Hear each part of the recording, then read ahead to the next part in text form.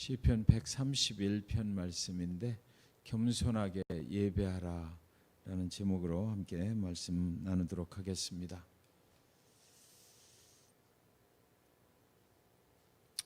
같이 한번 읽겠습니다.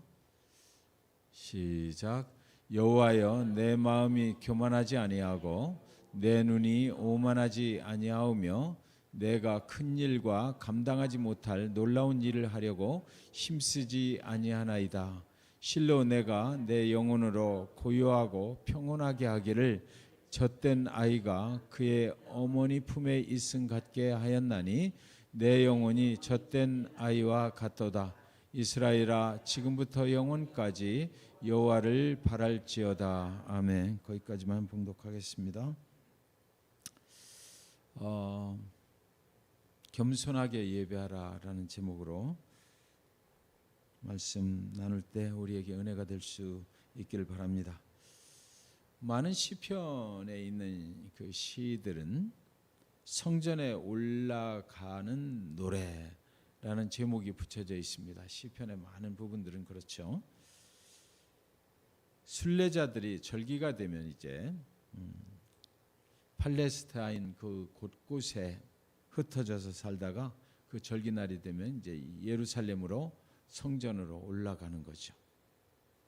그들이 예루살렘 성전에 예배하러 나가면서 부르는 그런 노래들이 바로 성전에 올라가는 노래입니다. 시편 131편도 역시 마찬가지로 그 성전에 올라가면서 부르는 그런 노래 중에 하나입니다. 사람들이 하나님 앞에 예배하러 나올 때 가장 중요하고 필요한 것이 무엇일까를 우리는 알 수 있습니다. 겸손한 마음입니다. 그래서 베드로전서 5장 5절 6절에 보면 하나님은 교만한 자를 대적하시되 겸손한 자들에게는 은혜를 주시느니라. 그러므로 하나님의 능하신 손 아래에서 겸손하라. 때가 되면 너희를 높이시리라. 이랬습니다. 하나님을 예배하러 나아갈 때 교만한 마음을 가지고 나아가면은 은혜를 받기는커녕 하나님이 그를 대적하신다 그랬습니다.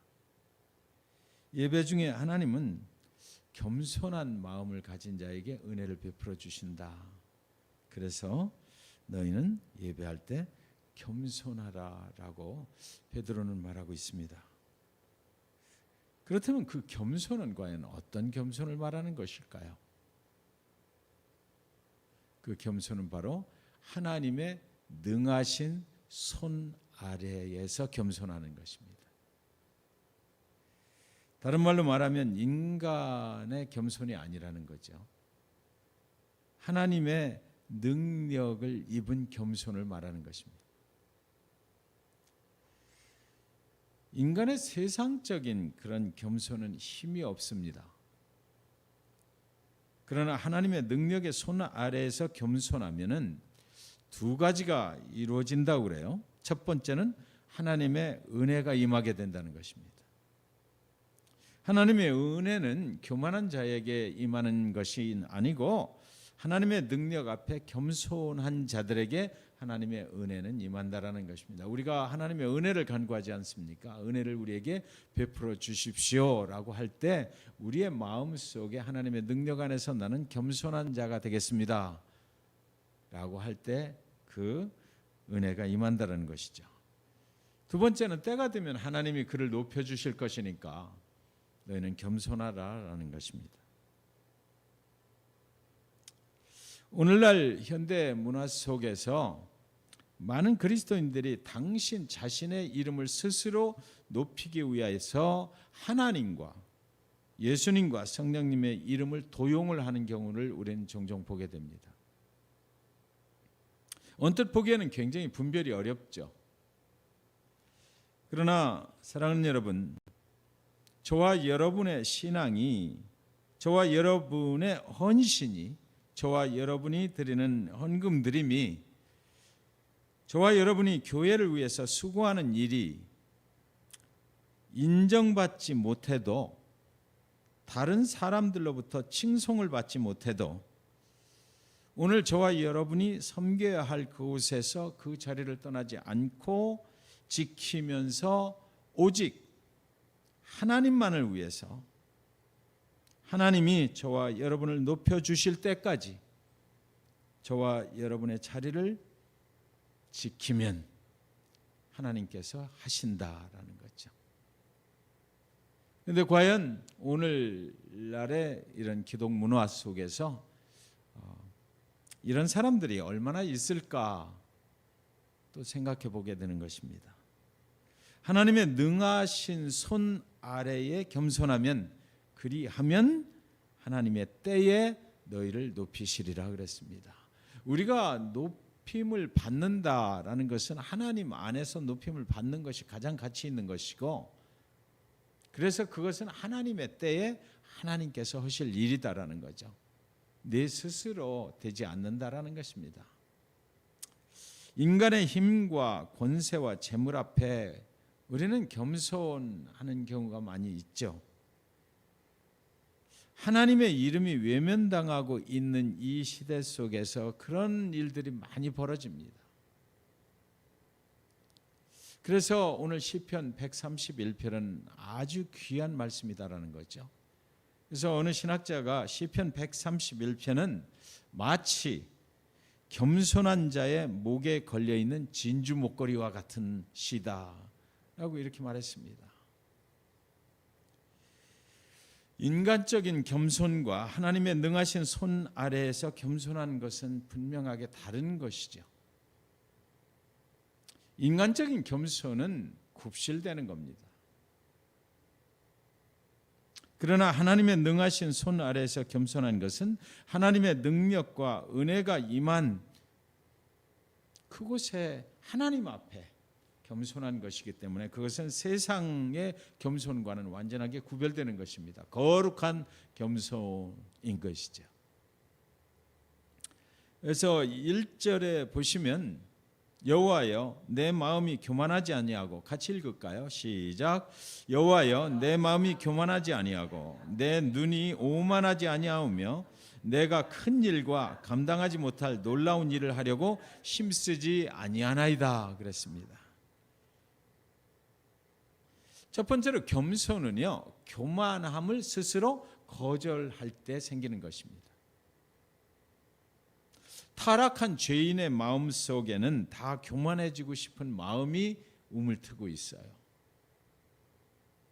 스스로 그것을 제어할 줄 아는 것이 사실은 거룩한 겸손입니다. 그 교만을 누구한테 우리는 배우는 것입니까?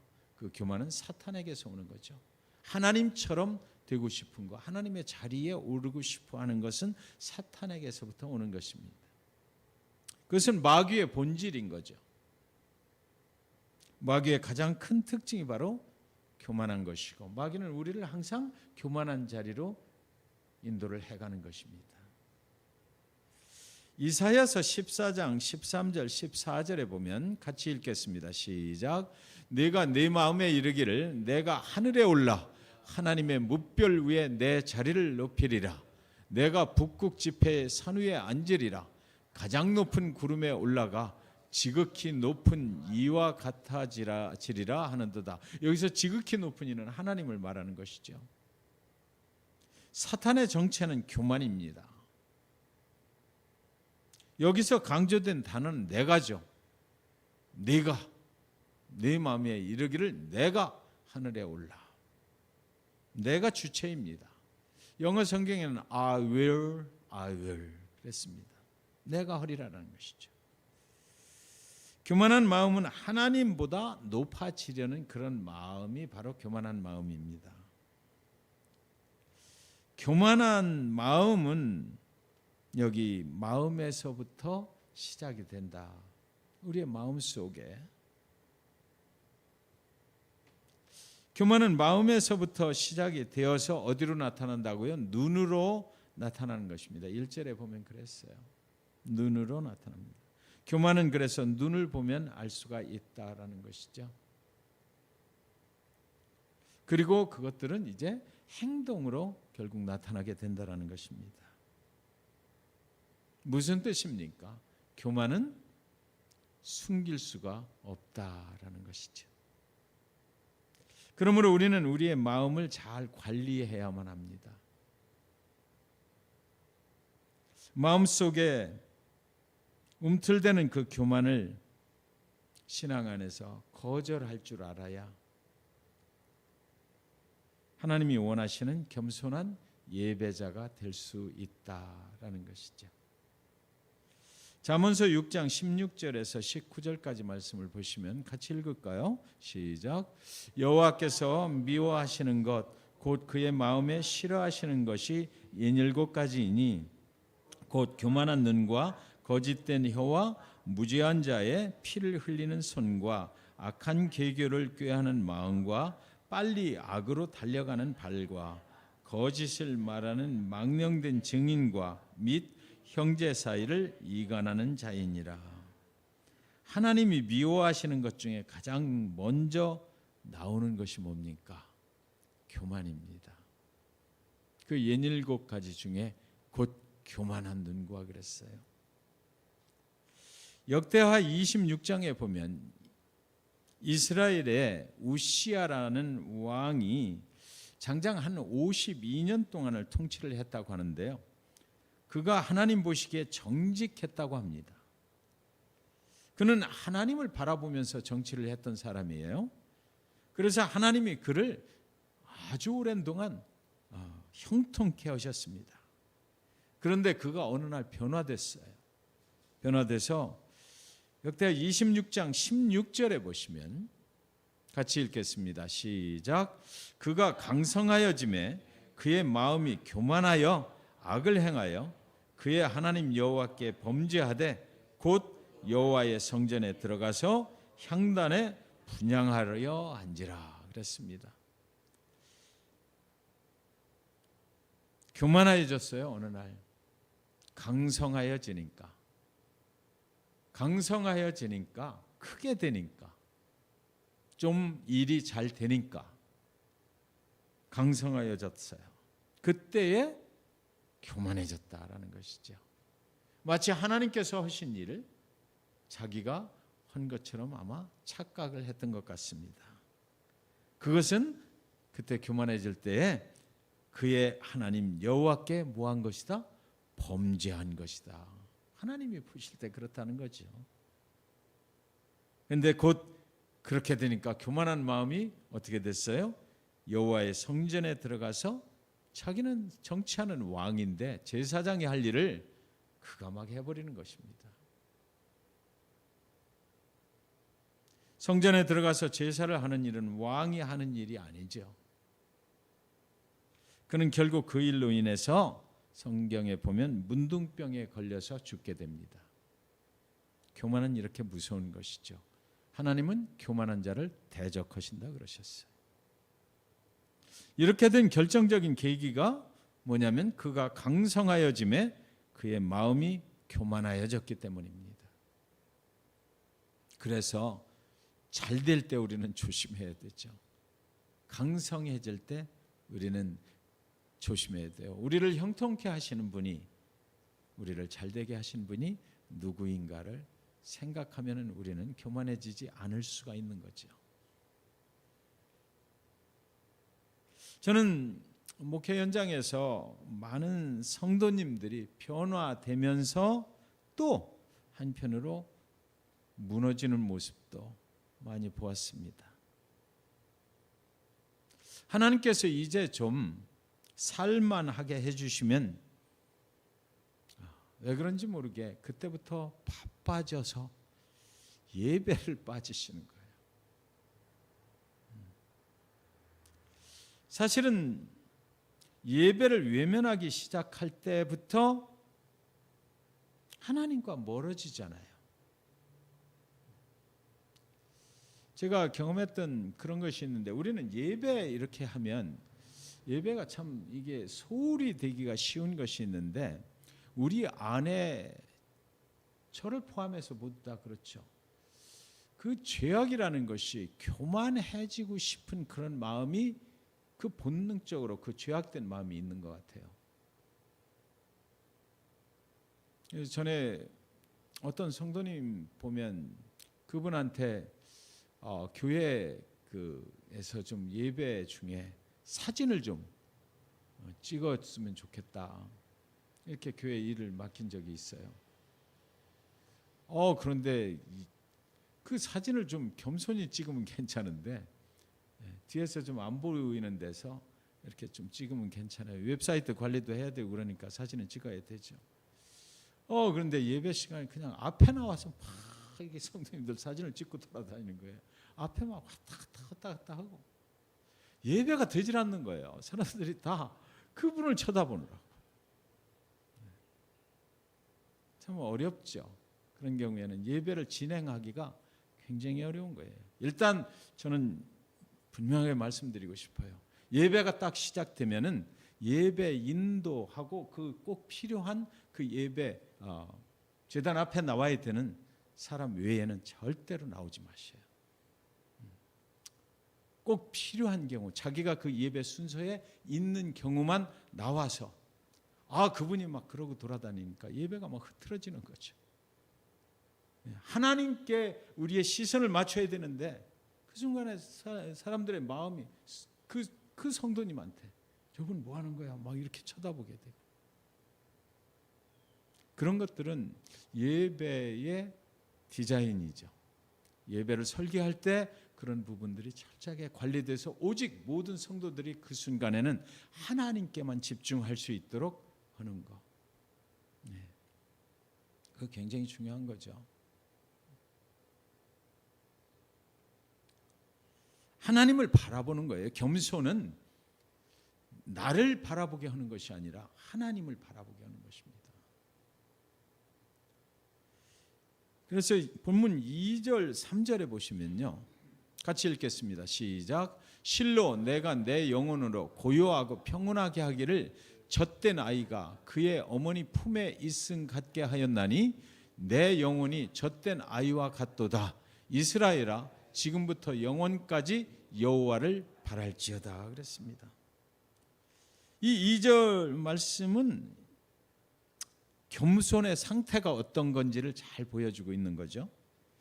겸손한 상태는 뭐냐면 고요하고 평온한 상태입니다. 겸손한 자는 그 마음속에 고요하고 이런 평온이 있다라는 거죠. 교만한 자의 마음속에는 막 폭풍우가 일어나죠. 겸손한 사람의 마음속에는 그러나 평온함이 있어요. 바다에 가보면 파도가 치는 날 위에서는 파도가 막 쳐요. 거센 파도가 치지만 그 물길 깊은 속에는 뭐가 있어요? 평온함이 있는 거지.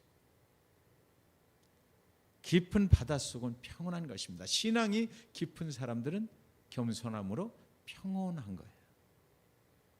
내 마음이 시끄럽고 부산하면 나는 교만한 상태에 있는 거죠. 겸손함의 상태는 젖을 땐 아이가 그 엄마 품에 있는 것 같다라고 했습니다. 엄마가 나를 안고 있다는 그 사실만으로 굉장히 마음이 평온한 상태, 하나님께서 나를 품어주고 계신 상태를 말하는 거죠. 젖이 아니라 이때부터는 아기는 엄마가 있음으로 인해서 엄마와 함께 있다는 것 그 자체가 평온을 가져와 주는 거예요. 안심이 되는 것이죠. 겸손한 마음은 상황 때문에 하나님을 바라보면서 감사하는 것이 아니고 하나님이 나와 함께 하신다는 그 하나님의 존재만으로 감사할 수 있는 마음이 바로 겸손한 마음입니다. 그래서 신앙이 성숙하지 못하면 하나님 앞에 많은 것들을 막 요구를 하지요. 그러나 성숙해지면 하나님이 계시다는 것 그것만으로 우리는 감사하게 되는 것입니다.